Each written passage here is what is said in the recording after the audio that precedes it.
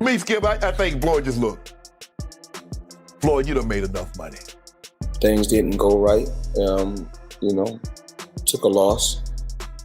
I took a heavy loss, actually. But nothing can hold me back. Get back? Yep. Does this man have no shame? No. Is he not easy money Mayweather now? Yeah, that much. Shannon Sharpe reacted bluntly after reports revealed Floyd Mayweather lost $42 million in a fraudulent deal. He said the news was upsetting and clarified that every necessary legal process at both the state and federal level had already been properly completed. Sharpe stressed that Mayweather should have personally verified the situation rather than relying on others. He added that an athlete of Floyd's stature cannot afford to ignore critical financial details and must exercise stronger judgment to prevent losses of this magnitude. The thing is that Floyd is what they call an independent contractor. And what happens is that when you become an independent contractor, Skip, if you make $230 million, they give you two checks or a check for $230 million. It is up to you to take out the deduction and make sure state, federal, and whatever else needs to be deducted is paid to the Internal Revenue Service. Amid increasing criticism, Mayweather explained how he views money and success. He said speaking openly about wealth doesn't make him a bad person, and for him, money has always been a means to enjoy life and experience new things. He shared that having financial freedom gives him control over his own happiness and the ability to pursue opportunities most people never get the chance to try. According to Mayweather, this mindset is the reason behind many of his bold and unconventional financial decisions. Floyd, you seem really comfortable talking about money. A lot of people in the UK are not. So what are your beliefs around money? Just because I talk about money doesn't make me a bad person. I mean, I like to have the finer things in life. Money don't make me, I make money. I like to feed my family. We can't feed our family just saying I love you. Money is able to put us in a position so we can have the finer things in life. So we are able to travel over to the UK and experience and do different things. We're able to travel to Dubai and other countries and have fun and live life and experience different things. So when you're able to make a lot of money, you're able to do those certain things. And for those people that don't have any money, because life is all about having different experiences. Mayweather acknowledged that his approach to business is built around taking major risks. He said he chooses to invest in projects that most people can't even grasp, believing that this is where innovation happens, even though failure is common. He openly admitted that the vast majority of these ventures, around 90%, don't work out. This strategy reflects his mindset in the business world, where he takes large chances with the expectation that one rare success can outweigh many losses. I'm able to bring my team as well as my family around the world so they can experience different things. Something you said earlier, Floyd, it really fascinated me, and it gave me an insight that you really learned about money. Is you said in real estate, you got to know what to do on a small scale first. Yes. And then you went big. And is that because you don't want to take massive risk because you want to be smart with your money? Well, you don't go out there and work extremely hard for so many years and then take every dime you got and just put it into something that you don't know about. Well, a lot of people do, don't they? I mean, and a majority of the time you get bad results. 90% of the time you get bad results. Just like boxing. I've gotten great results because I took my time. Mayweather frequently puts his views on money and success on full display. Through videos and social media, he regularly shows large cash piles and significant bank deposits. To him, this isn't simply about showing off, but about representing the progress he's made over the years. Still, critics, such as Shannon Sharpe, see it differently, arguing that this constant emphasis on visible wealth could take attention away from making sound and responsible financial decisions. The Money Man is getting ready. Super Bowl weekend, Las Vegas. We had to get the ones, make it rain. I need everybody. Got girl collection Thursday, Friday, Saturday, Sunday, the Super Bowl, or whoever win or lose, it don't matter. I need everybody there. Girl collection. Yeah.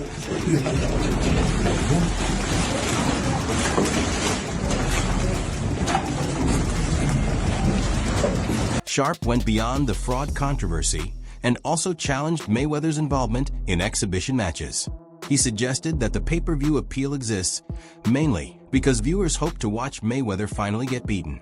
According to Sharpe, these events no longer resemble legitimate boxing contests and instead feel closer to staged entertainment like professional wrestling. His criticism wasn't limited to the action in the ring, but pointed to the idea that Mayweather may be trading the strength of his legacy for financial gain. Sure, he could be 60 years of age and people would still pay per view to watch him box. And so the allure is still there. Yeah.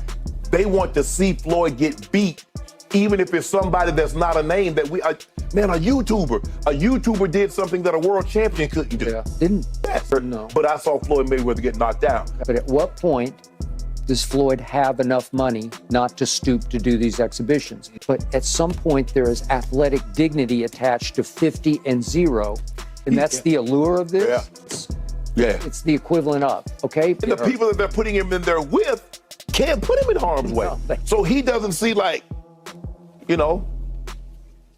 just, like you said, I watched this ruckus on Twitter. I was like, what? Like, oh my goodness. Okay. It definitely was like. Sharpe extended his criticism by pointing to Mayweather's exhibition match against Logan Paul, saying it stripped away the dignity expected of a boxing great. He argued that Mayweather showed no hesitation in accepting such events purely for financial reward, which, in his view, puts legacy and respect at risk. Sharpe questioned why an all-time great would compromise his reputation for short-term profit, concluding that Mayweather is choosing money ahead of honor. Get back? Yep. Does this man have no shame? No. Is he not easy money Mayweather now? Get that money. Yeah. Get that money? He'll pick up either 15, 20 mil. He was a highly respected champion. Still He is. dominated the sport. Yes. Greatest defensive fighter ever. And you're going to stoop to this? Yep. It's not even the right Paul. It's not Jake Paul. It's the older we get brother. the brother. We get the brother. He's then. easier. Look, I was like, I started with the moment Nate Robinson hit that canvas face first. Yep. I'm like, who can we nominate as an athlete to get our get back? I looked at James Johnson. Okay, but it's not Jake. It's the older brother. I want somebody. Somebody? Brandon Marshall. Our first things first, Brandon Marshall. Yep. But I'm gonna tell you who good with their hands, and you might not know. Curtis Martin. So what? And we want our get back. That's what. So you want Curtis Martin to fight Jake Paul I now? want him to fight something. We go get our get back. Y'all nothing to have bragging Well, rights. this isn't even a fight. Nope. This is an exhibition. No, I know what happens. How low can you go? Skip, I know you over there. You're like, yeah, we got him. No. We go get our get back. This for the culture. We got to represent. Money, represent. Represent? Yep, lump him up. You represented against Conor McGregor, and it was a worthy fight. That's It okay, was we'll actually a battle. We gonna lump him up. Yeah, we gonna lump him up. As Mayweather turns his attention toward real estate, his big statements have drawn doubt from industry observers. He recently said he purchased 1,000 units spread across 62 buildings in New York, yet public property records suggest otherwise. There are no signs of ownership transfers, and organizations such as the NYC Housing Partnership report no record of these properties being sold. Because of this, questions are growing over whether Mayweather's real estate claims are being overstated. Floyd Mayweather Jr. I mean, we all know him, the tremendous, talented boxer, but people don't realize how smart he is in business, especially real estate. He just did a blockbuster deal, forget about it. Upper Manhattan, 1,000 units, consisting of 60 buildings, affordable housing, $402 million purchase price. The seller, Black Spruce Management. This is gonna be a monster, huge deal. Already a very big portion of it already closed. The remaining portion should be closing the beginning of 2025. This is a guy who believes in long-term wealth, generational wealth. He's heavily involved in skyscrapers. Now he's getting very, very big in affordable housing in Upper Manhattan. Tremendous, tremendous deal. 402 million. Once again, 1,000 units, 60 buildings. Forget about it, Maron. That's what I'm talking about. That's smart. That's generational wealth, in my opinion. Not financial advice, not a financial planner, but very, very impressed. Floyd Mayweather Jr., not too shabby. V for victory. When journalists attempted to confirm Mayweather's real estate purchases, the situation became even more unclear. A spokesperson connected to his business interests insisted the deals were legitimate, but declined to be quoted publicly. During the same call, another individual identified himself as James McNair, though his voice did not match previous audio linked to that name. These inconsistencies have only intensified doubts surrounding the legitimacy of Mayweather's claimed property holdings. What's the point of buying 62 buildings? You buy a couple. No, 62 units, I think, right? No, 62 units could be one building. Yeah, it could be. They got buildings with 90 units and Yeah, it's 100 true. and some units. He has 62 multifamily units. That's what it says. So that's 62 buildings. Like you just said, it's probably so 62 think buildings. about it. Yeah. If he has that, some of the buildings might not be in the best condition. Right. So knock it down and build, or knock, if they're side by side, knock both of them down. Don't renew rents, let them move out, and then build a skyscraper. Right. Or if he makes commercial properties out of some of those. That's what I'm saying. The individual claiming to represent Mayweather explained that Floyd's interest in real estate stems from his upbringing in affordable housing. He said this inspired a focus on rent-regulated properties, blending the potential to earn money with a chance to give back to the community. Once the concept resonated with him, he supposedly aimed to acquire as much as possible. While this personal connection carries weight, skeptics question whether it's being used to excuse unclear or potentially exaggerated business claims. He's collecting rent, hustlers. You know how much rent that is? And guess what? I don't know his paperwork, but obviously if you spent that much in real estate, it looks like he spent it in one shot, but even if he didn't, but usually he did. And if he dealt with the same person, you get a deal, right? So through these deals, he's making money. It's definitely an income situation. They're all apartments. It's not a commercial building. They're all apartment buildings, which are commercial, but they're apartments. So guess what? $402 million in real estate. Hey, he's $500 million in real estate just off apartment. Mayweather has increasingly turned his attention to real estate, yet as he makes bolder claims, some experts in the field suspect he may be overstating the scale of his investments. Although his aim appears to combine financial gain with community impact, the lack of clear records and his dramatic assertions have raised doubts about the authenticity of his holdings. As a result, public perception is now split between respect for his ambition and skepticism about the truth behind it. Hey, who said Floyd ain't still out here doing big deals? Money Mayweather just inked a massive $402 million real estate deal in New York City, buying up 60 apartment buildings from Black Spruce Management, the equivalent of 1,000 apartment units. Now, Floyd said the goal is to be able to provide affordable housing to families that need it. Most of the units are located in Upper Manhattan. And he said that when he was a kid, his dream was just to be able to own a home and that you can achieve anything if you put your mind to it. Damn, Floyd just bought the block. I'm proud of Floyd. He's come a long way. This is a guy who was once seen burning money in a nightclub. He spent $17 million on a watch. Not to pocket watch him, but people looked at him for years like, yo, he wastes a lot of money. Does he ever give back? And now he's providing affordable housing? Damn, Money Mayweather's come a long way. This is a real good look. It shows evolution. It shows maturity. Not to mention, it's always great to see another person of color become a landlord in New York. Long before recent controversies, Mayweather established his fortune by taking big risks on himself. One notable example was his $750,000 wager on his own fight, a daring move that signaled the start of his business ventures.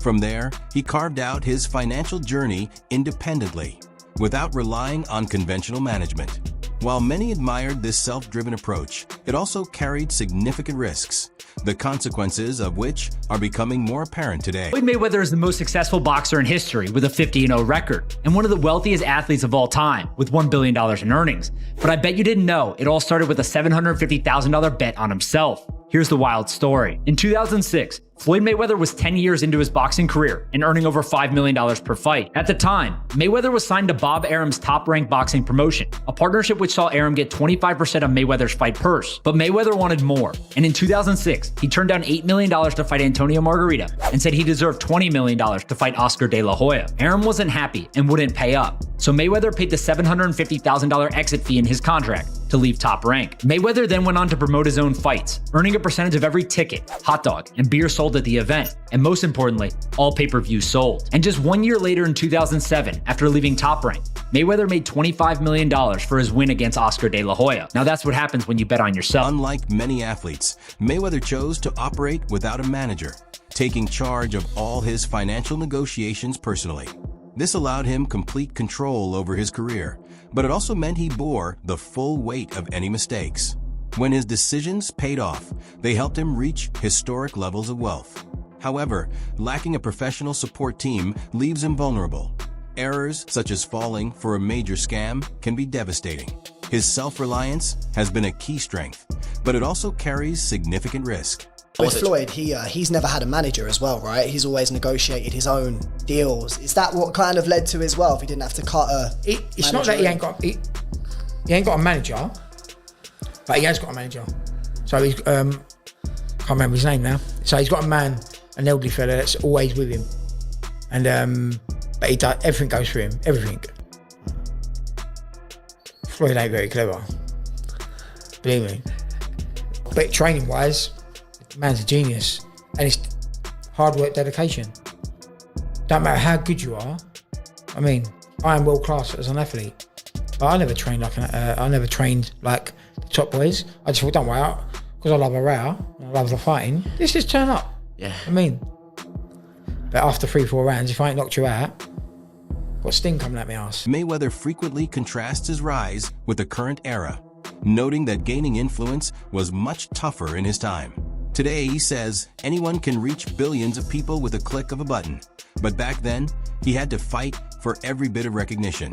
He believes that struggle is what gives his accomplishments real weight. Yet, critics contend that he is now relying on that past reputation while making decisions that could undermine it. You and Taylor Swift? Probably Taylor Swift. Yeah? Taylor Swift didn't come up in the same era as me. But I don't know if Taylor Swift can be relevant. Almost 30 years. I was around, but the Floyd effect, the Taylor Swift effect. Yes. Like, you both have maximized and pushed the envelope and really just set the bar for everybody else that's coming after you. But in today's time, there's different. You can push one button and 8 billion people can see it. Yeah. Right. Remember how I got to the top, I had to grind, I had to wrap vehicles, take them across country with my face on it. I go a month straight doing interviews every day from morning to night to build myself. Yeah. So I come from nothing, but now push a button, and all you gotta do is sit back and watch. If I had a head start like these fighters nowadays, man, what?